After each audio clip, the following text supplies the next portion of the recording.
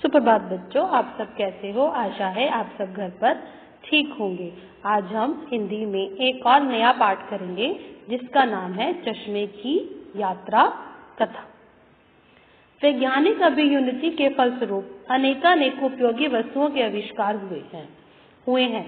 इन आविष्कारों के पीछे हमारी आवश्यकताओं का बहुत बड़ा योगदान है।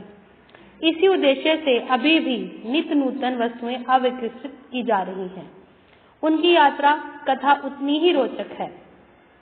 नित्य नूतन वस्तुओं के आविष्कारों की, उन उत्पादों के लाभों की, समाज में उन चीजों की स्वीकृति की चर्चा हम इस पाठ में करेंगे।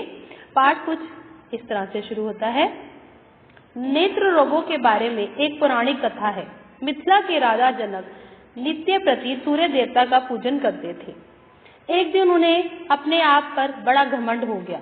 घमंड के कारण उन्होंने उस दिन सूर्य देव का पूजन नहीं किया। इस पर सूर्य देवता बहुत क्रोधित हुए और उनके क्रोध के कारण राजा जनक को नेत्र रोग हो गया। राजा जनक बहुत घबराए और उन्होंने अपने घमंड के लिए सूर्य देवता से क्षमा मांगी। सूर्य देवता का पूजन करना भी उन्होंने पुनः प्रारंभ कर दिया। इस पर सूर्य देवता ने प्रसन्न होकर न केवल राजा जनक का नेत्र रोग ठीक कर दिया, बल्कि उन्हें नेत्र विज्ञान के बारे में पूरी जानकारी भी प्रदान की।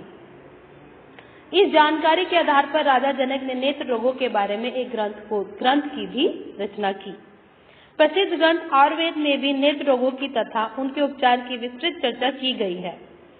चरक और सुश्रुत नाम के प्रसिद्ध वैद्यों ने औषधियों और शल्य चिकित्सक पर जो पुस्तकें लिखी, उनमें भी नेत्र विज्ञान तथा नेत्र रोगों के बारे में काफी पढ़ने को मिलता है। विद्वानों के अनुसार भारत में चश्मे का आविष्कार ईसा से 500 वर्ष पहले ही हो चुका था। भारत से बाहर यूनान में वहां के प्रसिद्ध चिकित्सक यूक्लिड ने आंखों पर अपना एक ग्रंथ लिखा था, ऑप्टिकस। 1038 ईस्वी में मिस्र में भी आंखों पर एक पुस्तक लिखी गई थी, जिसमें आंखों की रोशनी बढ़ाने के लिए लेंस के उपयोग की चर्चा की गई थी। जब चीनी सरदारों की आंखों की ज्योति कम हो जाती तो वे अपने दासों को यह काम सौंपा करते थे कि वे उन्हें पढ़कर सुनाए।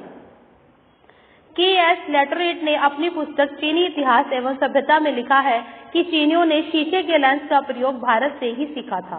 एक दूसरे लेखक F.H. गैरिसन का कहना है कि लगभग 1260 ईस्वी में चीनियों ने इसे तुर्किस्तान से सीखा और तुर्किस्तान ने भारत से। इससे यह तो स्पष्ट है कि नेत्र विज्ञान और चश्मे का जन्म मूल रूप से भारत में ही हुआ और यहीं से वह अन्य देशों में गया। 1480 ईस्वी तक लेंस की सहायता से चश्मा बन चुका था। 1785 ईस्वी में बाइफोकल चश्मे का आविष्कार हुआ, जिसमें नीचे के हिस्से में नजदीक से पढ़ने का तथा ऊपर के हिस्से से दूर देखने का लेंस लगा हुआ था। एक ही चश्मे में दोनों लेंस होने से दो चश्मे रखने का संकट मिट गया। चश्मे के विकास में अगली सीढ़ी उस समय चढ़ गई जब 1887 में आंखों के अंदर कॉन्टैक्ट लेंस लगाने में सफलता प्राप्त की गई। भारत, चीन और अन्य देशों में भी इस समय तक धूप से बचने के लिए काले चश्मे का भी प्रयोग किया जाने लगा था। उसके बाद काला चश्मा अन्य देशों में भी फैला। आजकल तो चश्मा अनेक रंगों में हमें बाजार से मिल जाता है और उसके आकार प्रकार में भी अनेक परिवर्तन हो रहे हैं।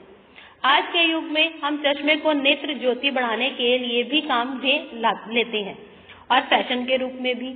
लेकिन यह स्पष्ट है कि चश्मे को अपना वर्तमान स्वरूप प्राप्त करने के लिए एक लंबी यात्रा पूरी करनी पड़ी है और आज भी उसकी यह यात्रा जारी है। यहीं पर यह पाठ खत्म होता है। धन्यवाद। कल हम इसका जूम मीटिंग में चर्चा करेंगे।